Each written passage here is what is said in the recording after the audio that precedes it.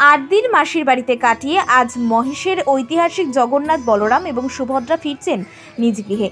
এই উপলক্ষে সোমবার সকাল থেকে মাসির বাড়ি জুড়ে ভক্তদের জমজমাট আনাগোনা। শেষবারের মতন মাসির বাড়িতে বাবা জগন্নাথের কাছে মাথা ঠুকে আশীর্বাদ প্রার্থনা করছেন ভক্তরা।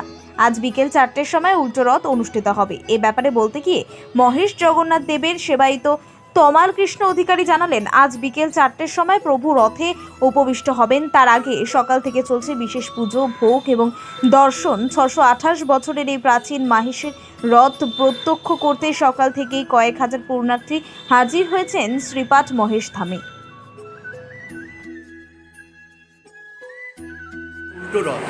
আজকে এখানে সকাল থেকে কি হচ্ছে মাসির বাড়িতে? আজকে আমাদের শুভ পুনর্যাত্রা উৎসব আজকে 628 বছরে পদার্পণ করলো।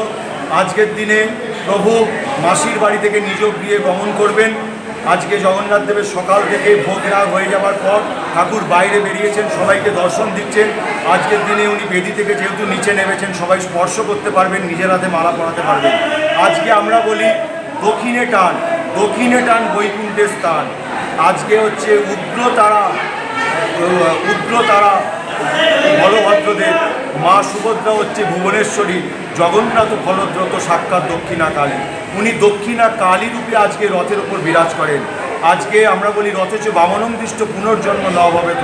রথে যদি বামন লোক দর্শন করা যায় তাহলে পুনর্জন্ম হয় না। আজকে লাখ লাখ লোকের সমাগম।